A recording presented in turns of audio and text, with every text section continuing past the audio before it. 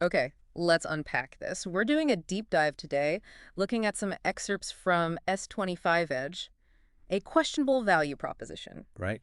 And our mission really is to get into this source's argument, understand why it thinks the new S25 Edge might not be, well, the best deal for you. Yeah, and the source doesn't waste any time.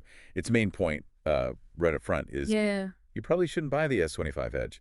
It frames it as, questionable value. It really does, and it builds that case mostly by comparing it pretty directly to the S25 Plus, Exactly. highlighting where you seem to pay more, but maybe get less. First thing it mentions, the price. It's what, $100 more than the... Cool, 100 bucks more, yeah. And then, the source digs into what you get for that extra money, or rather what you don't get. Right, like a camera. Yeah, it points out the Edge actually has one less camera than the S25 Plus.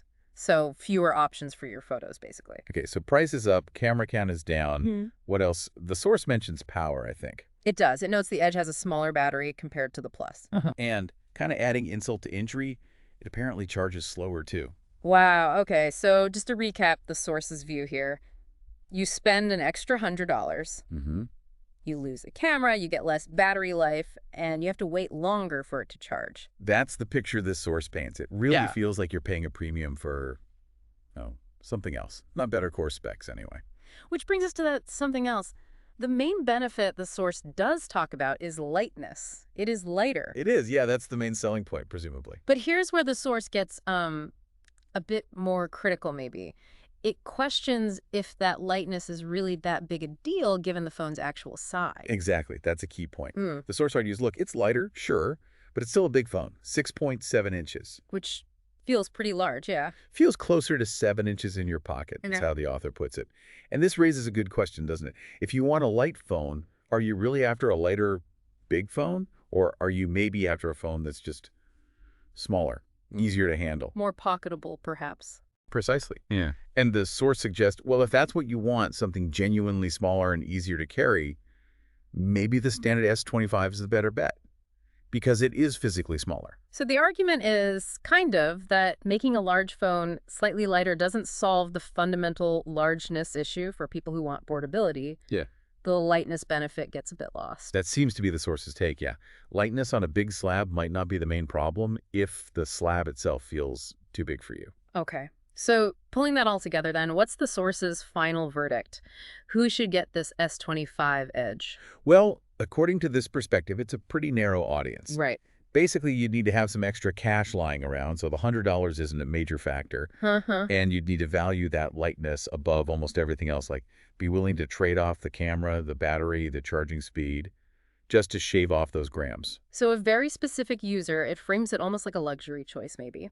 Paying more for one specific trait despite other drawbacks. That seems fair.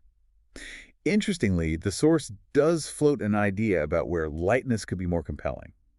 Oh. It mentions phones like the Galaxy Z Fold series, those foldable phones. Right, they tend to be heavier. Exactly.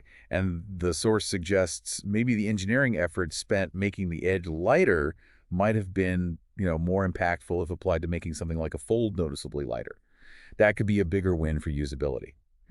That's an interesting point. And this S25 Edge discussion then leads the source into some broader thoughts, right? About the phone market generally. It does. The author actually mentions they stopped doing phone reviews quite as often. Why is that? Because, in their view, phones just aren't changing that much year to year anymore. The upgrades feel minimal, sometimes even questionable, like with this Edge example. So a sense of stagnation maybe, or at least Yeah. diminishing returns? Yeah, diminishing returns combined with rising prices, that's the concern highlighted. The S25 Edge seems to be, for this author, a prime example. It costs more, but the value proposition compared to last year or even other phones in the same lineup is getting harder to justify. Paying more for, well, arguably less in some key areas. That's the source's conclusion, yeah. Okay. So that leaves us and you listening with a couple of thoughts to chew on based purely on this source's perspective.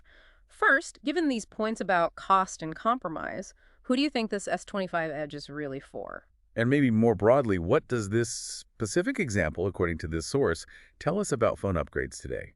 Are we seeing a trend where maybe the big jumps are over and we're paying more for smaller, sometimes even debatable changes? Something to think about next time you're considering an upgrade.